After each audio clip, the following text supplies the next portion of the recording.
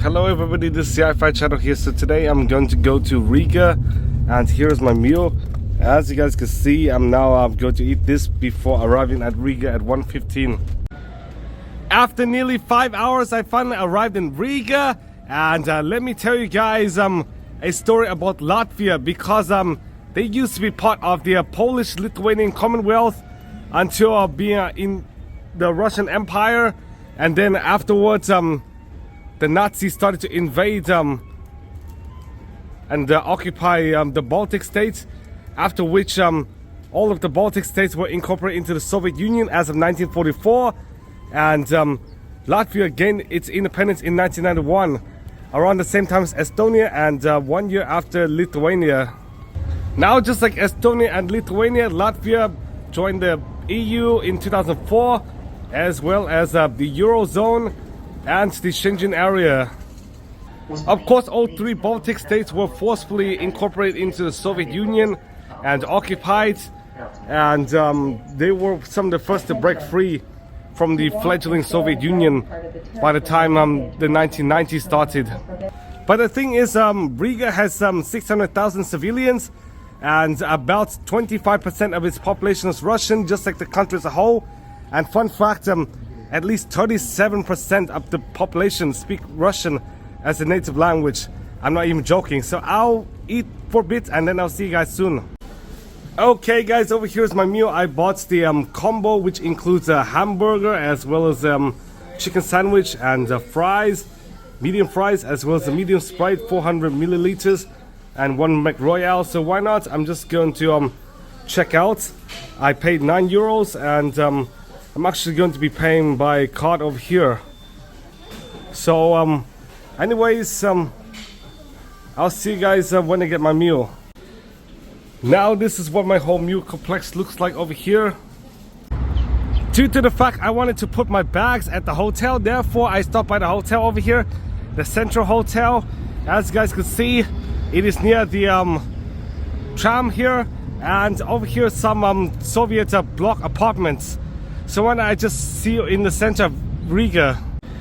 Now, due to the fact my voice is kind of fading, therefore I'm just gonna buy water at the Riga Central Market over here.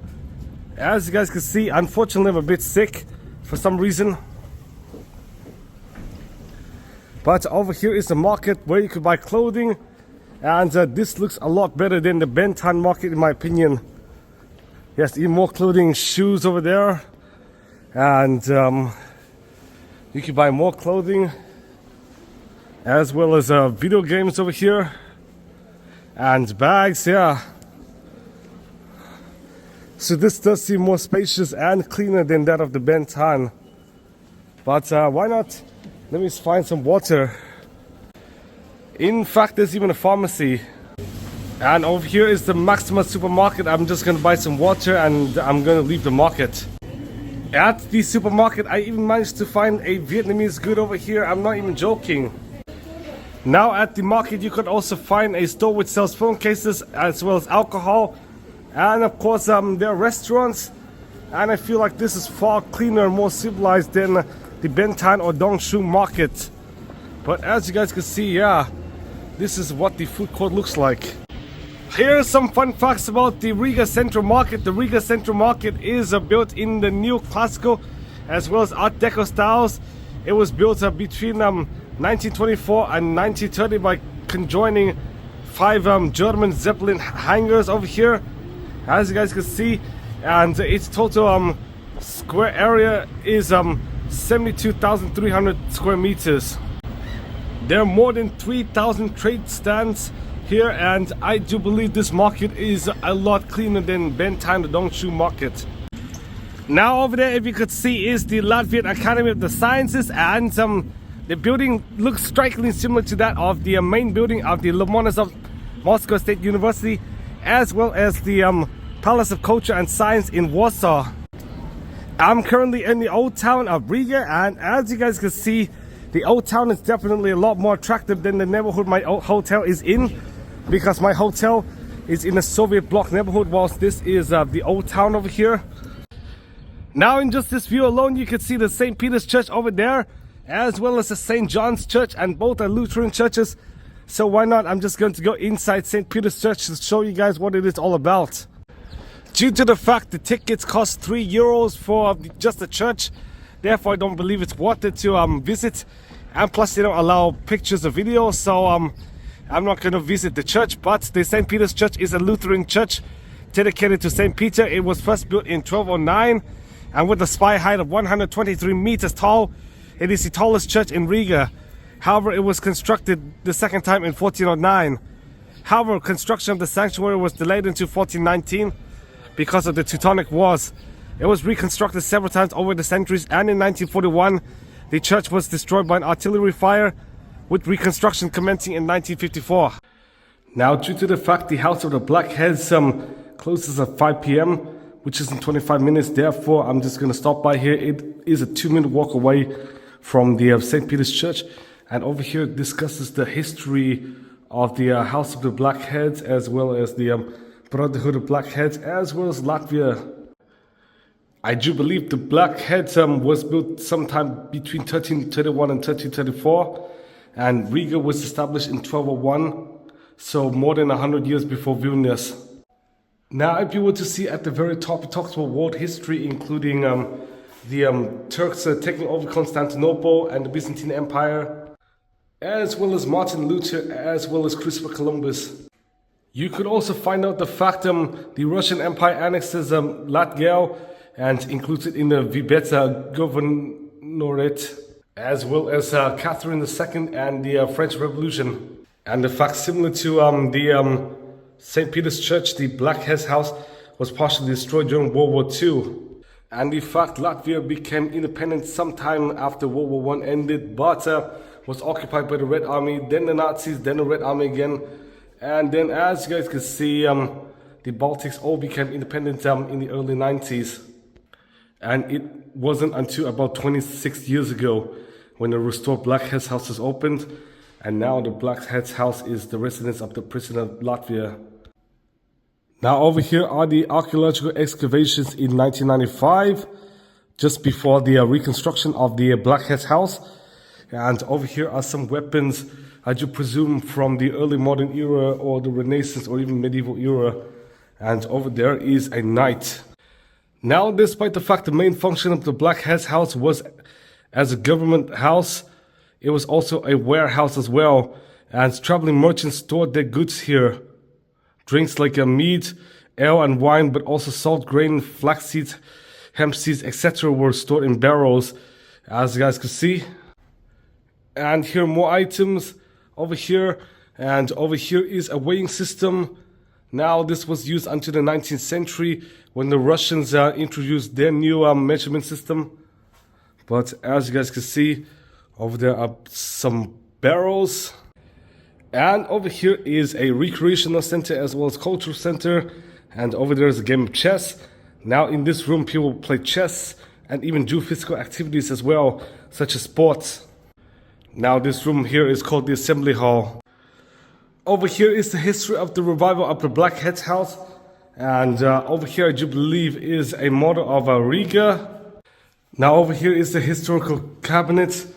And you could see the president, as well as the president and the president over here.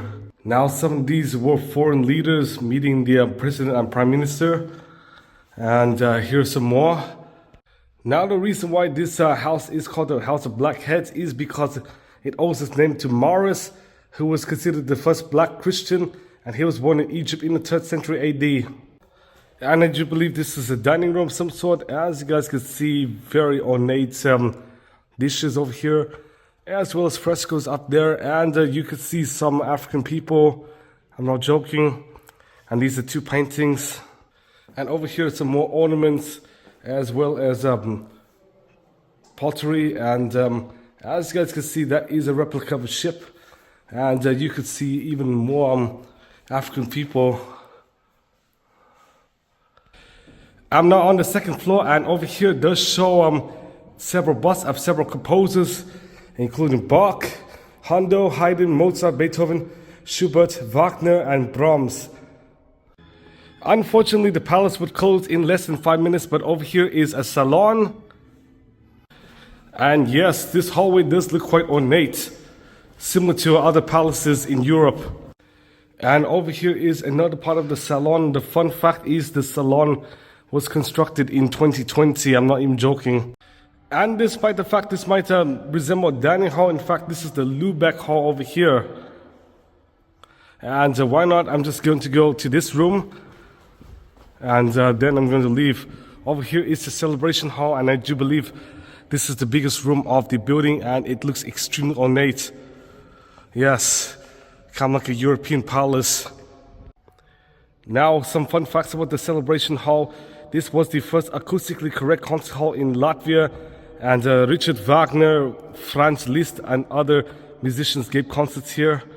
And in the 19th century, a music balcony was built in the hall, and you can see a piano over here. But unfortunately, it is extremely late, so I do have to go because it is now closing. As you guys can see, it is now 17 o'clock, so it will close. So why not? I'm just gonna go down. Unfortunately, the House of the Blackheads is closed, but let me tell you guys some facts about it. The original House of the Blackheads was erected in 1334 as a warehouse, meeting house, and celebration site for merchants. And during the time, it was the biggest public building in Riga. Works in the 17th century added the Mannerist ornamentation and has served the brotherhoods of Blackheads since the 15th century. The first decorated Christmas tree was erected here in 1510. Due to a fight between the Nazis and Soviets, the building and old town was bombed down in 1941, and 7 years after, the Soviets demolished it. It was rebuilt in the late 90s and opened in the very end of 1999. Now there is an event center and museum, and the cabinets were a temporary workspace for the Latvian president who worked there until the construction of the Riga Castle.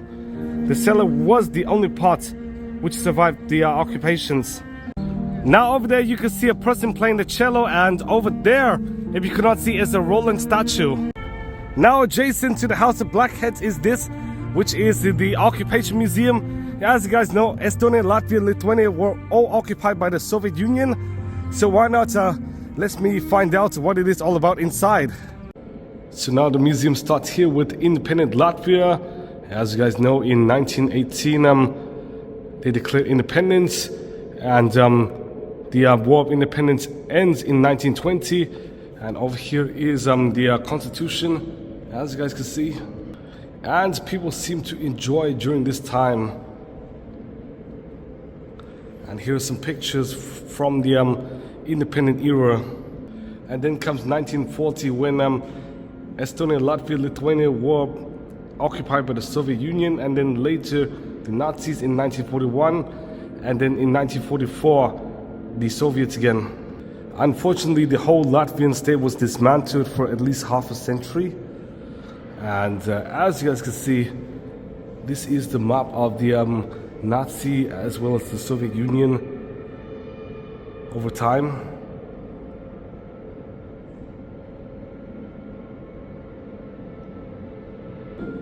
And over here is an interactive timeline. Now you could select in English as well over here. And yes, it does talk about the Bolshevik coup, as well as the League of Nations, the Soviet Union, Joseph Stalin, Gulag, Holodomor, Adolf Hitler, Der Führer, as well as the remilitarization of the Rhineland, the beginning of the Latvian operation of the Soviet NKVD, which is the Soviet secret police at the time, Austrian Anschluss, the Czech lands were occupied by the Nazis, and of course the Nazi-Soviet commercial agreement. Over here is a copy of the hateful Mein Kampf, and over here is the Molotov-Ribbentrop Pact. In 1940, the Soviet Union first occupied Estonia, Latvia, as well as Lithuania. And of course, all three of the Baltic countries repudiate the legitimacy of the occupation and annexation, and they wanted to be independent. But unfortunately, it would not last long until all of the Baltics were part of the Soviet Union. Even in 1940, Latvian citizens qualified for a USSR passport over here. During the same time, the Latvian Lats were decommissioned, and was replaced by the Soviet ruble over here, and many people lost their savings. Now over here will be what a Soviet prison looks like, and according to statistics, 1.4% of the population of Latvia were persecuted due to the fact they did not support the Soviet Union.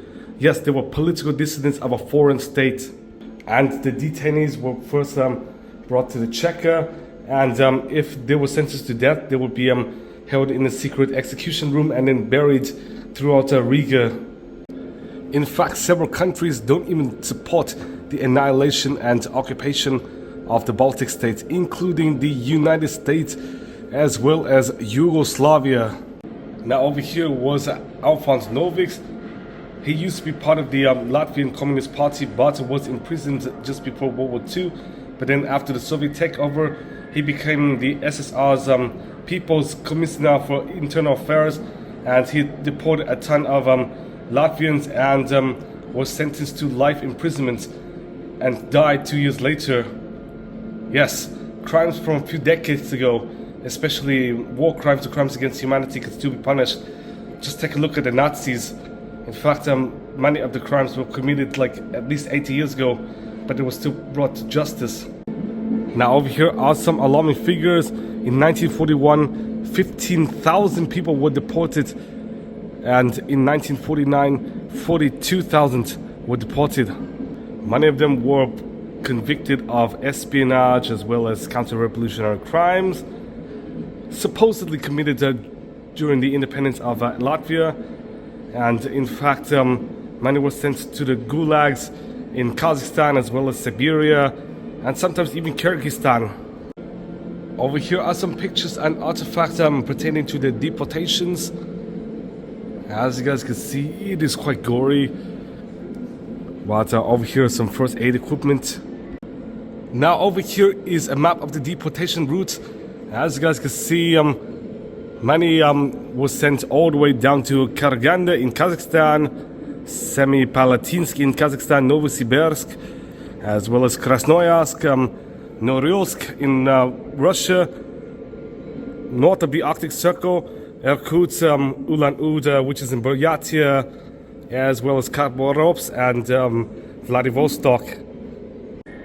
Now, even though the Nazis were against Soviet rule in the Baltics, in fact, they're also against the independence of Latvia and Lithuania, and both of those states were swallowed into the Nazi regime, and 20,000 Latvians were conscripted and coerced to work in Germany. Now, it didn't stop there, as the Soviets and the Nazis coerced the Latvians to fight, contradicting the 1907 Hague Convention that prohibits occupiers from mobilizing citizens of occupied territories, and about 200,000 citizens fighting either the Nazi or Soviet army, with about half perishing. Now, due to the return of the Red Army in 1944, many Latvians fear the warfare as well as the Soviet regime, and about 150,000 refugees end up in German occupied territories, Germany and Sweden. And at the end of the war, 200,000 citizens are scattered in Central and Northern European countries. And of course, not only did Latvia lose people, they also lost a piece of land here, I do believe to Russia.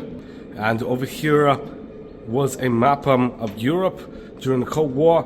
As you guys can see, in black is the Eastern Bloc, and in white is the Western Bloc. In gray are the non-aligned states. And even though Yugoslavia was non-aligned, in fact, they were also communist.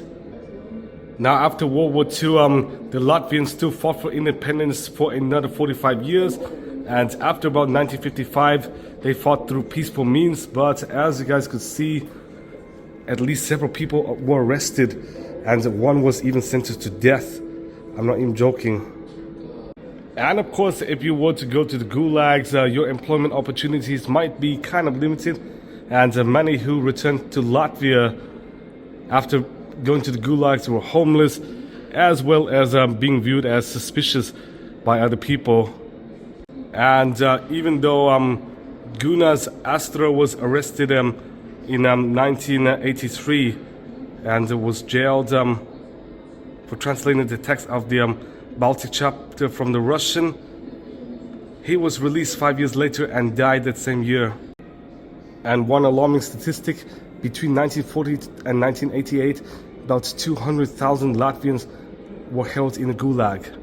And not only did imprisonment affect employment opportunities, it also affected their university admission. I'm not even joking. Yes, just because of a political crime, nonetheless. Unfortunately, the museum is closed, but why not? Let me show you guys some pictures and then I'll describe to you guys what is inside the museum, the rest of the museum.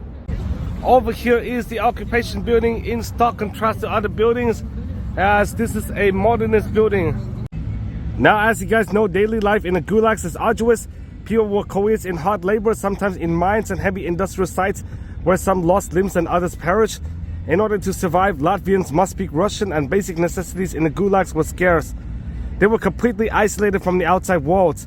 The children of the deportees also faced adverse experiences, with them only receiving elementary education and being coerced to work. Any uprisings were totally suppressed, and even after being released, they still faced scrutiny by the Soviet authorities. Even though Stalin's death ended the physical subjugation, there was still psychological subjugation, and Russian became compulsory at schools. And fun fact, most of the leaders of the Latvian SSR are Russian. State atheism was also enforced.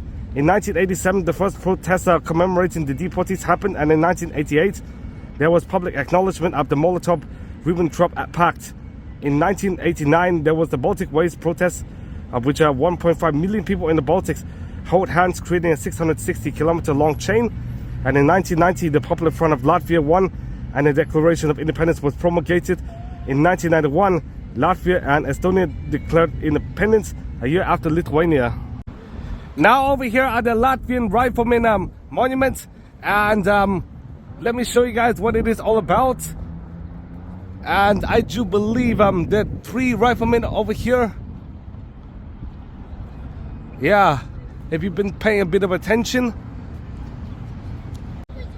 Over here is Plaka Ratushovi, and as you guys can see, there is a new building which was erected 3 years ago, I believe so, because I checked one image from 4 years ago on Street View, and that building didn't exist. In fact, that was a park.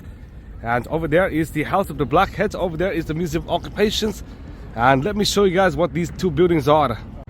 Now the building you see over here is the City Hall, and even though an older building on the same site was built in the 14th century, in fact this building was built between 1750 and 1765 over here, and this serves as the current City Hall of Riga.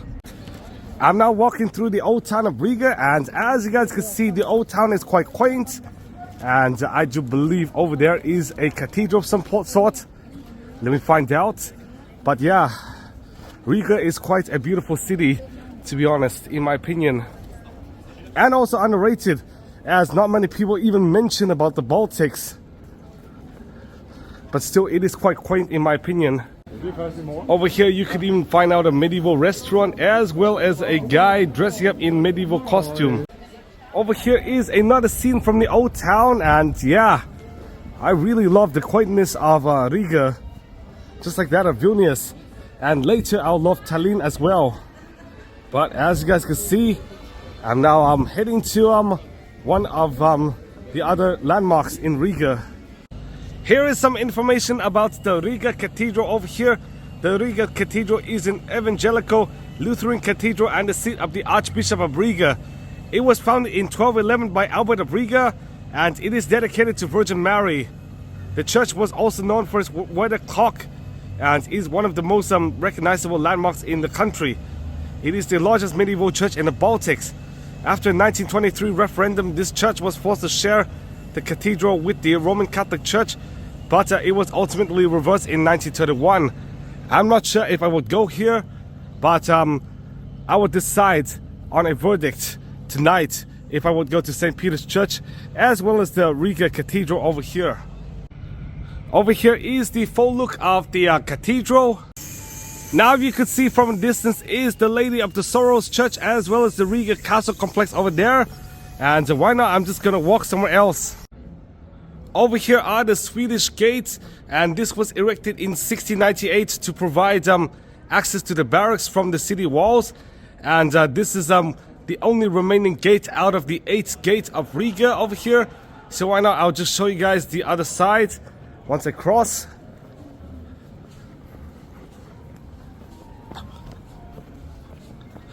And yeah, here it is. And I'll see you guys at the cat house, because that is a famous landmark.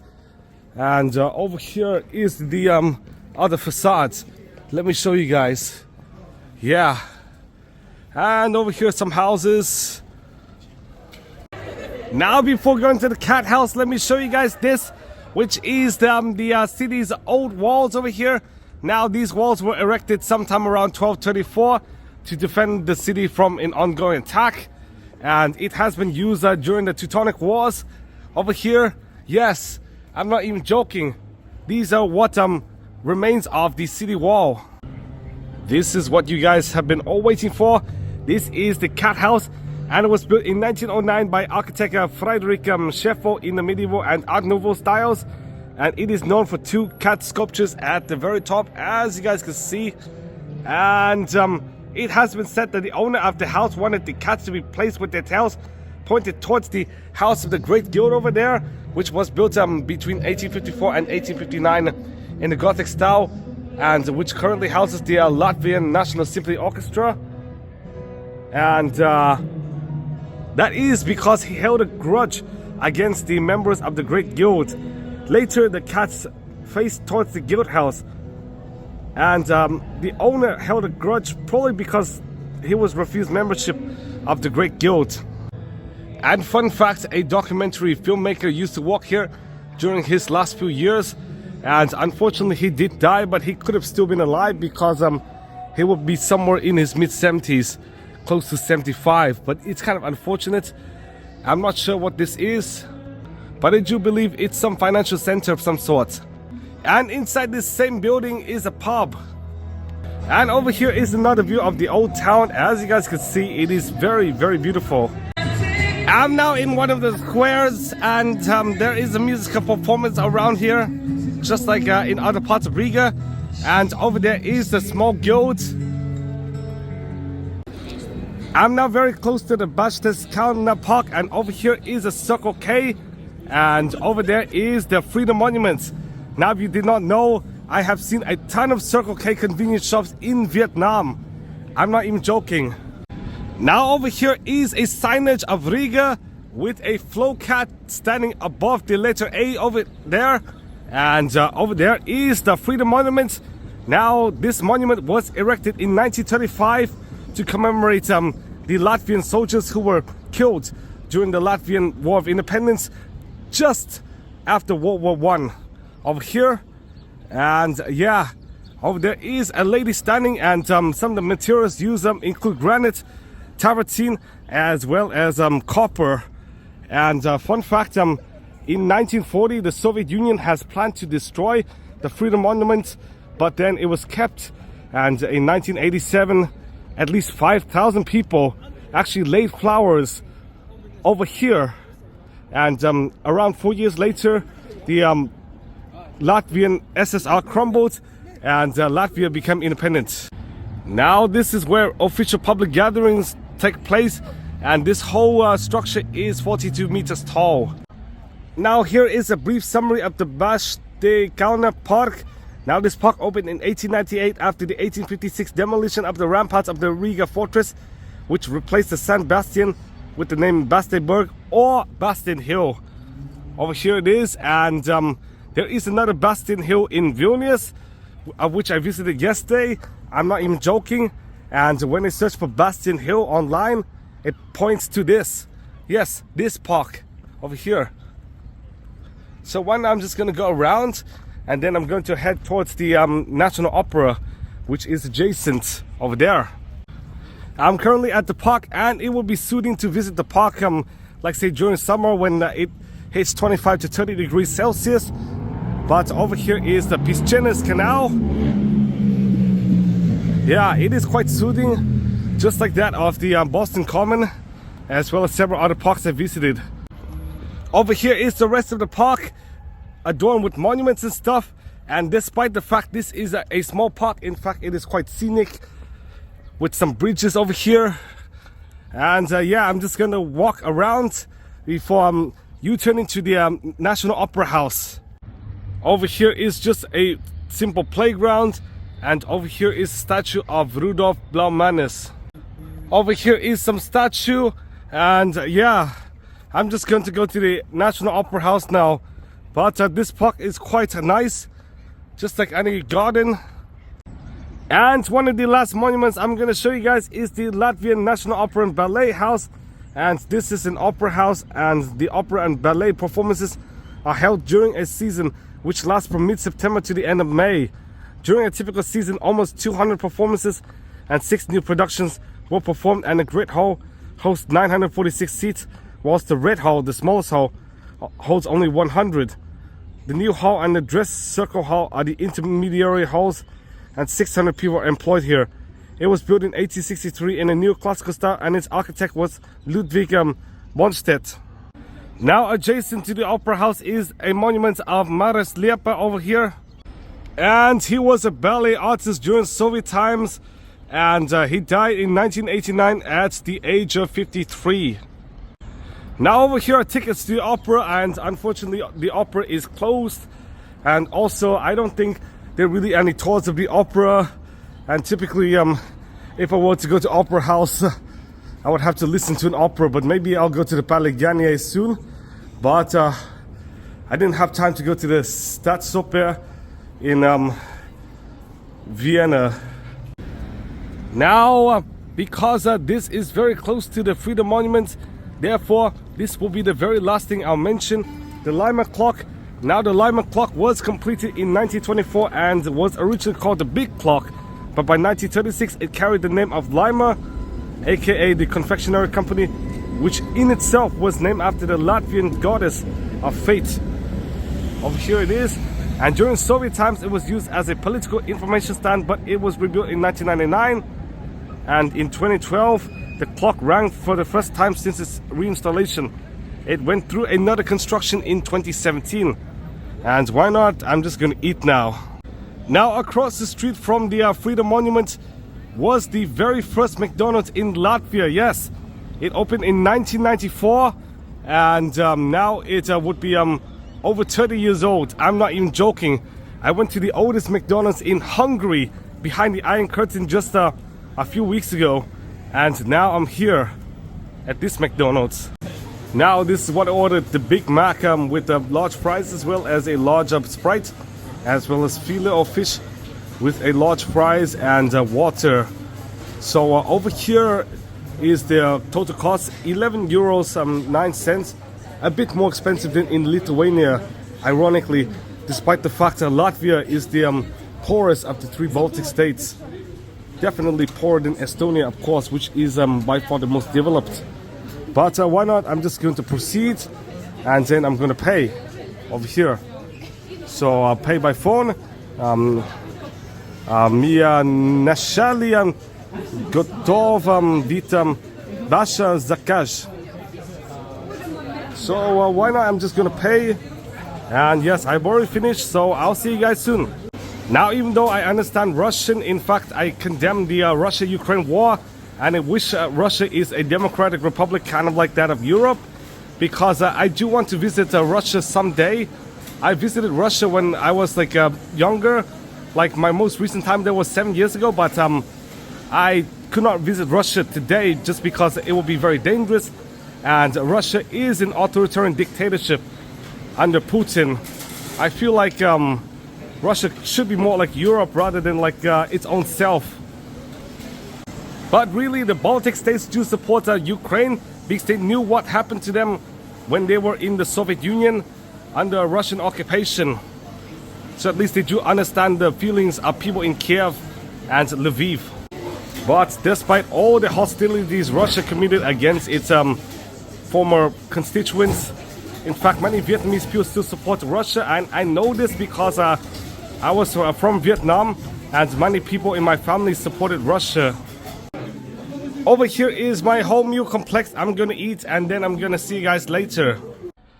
After eating some McDonald's, I decided to return to my hotel room over here. And this is what my hotel room looks like.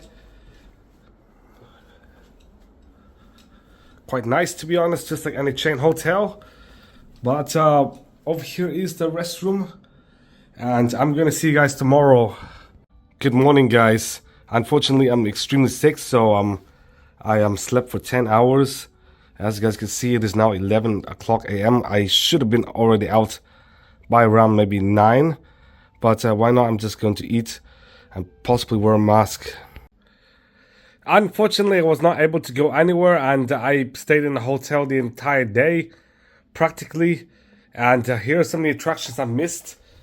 Well, the St. Peter's Church and the Riga Cathedral, I did cover to you guys, but the Museum of the History of Riga, no. The Three Brothers, no. The Riga Nativity of Christ Orthodox Church, Art Nouveau building, no. The National Museum of Art, no. And the Corner House and Motor Museum, no. And I would like to go to the Motor Museum, but maybe I'll go to Riga maybe the next time, in the next several years. But here is my verdict about Riga. I only paid $65 for 2 nights, I'm not even joking, for this hotel over here. And as for food, expect food to be somewhere around 5 to 10 euros for a modest meal, and about 10 to 15 euros for a reasonable Latvian meal. And of course, expect to pay somewhere around 5 to 15 euros for attractions. And fun fact, many of the churches in Riga actually cost money, I'm not even joking, just to enter. So there's that. And also, like, in fact, public transit is kind of at least reasonable. A 90-minute ticket would cost €1.50. And that should be it. I just think Riga is worth visiting. It is underrated and it is beautiful. And not many people talk about the Baltics. So thank you guys for watching. Please give a big thumbs up, subscribe for more videos. And I'm going to see you guys soon.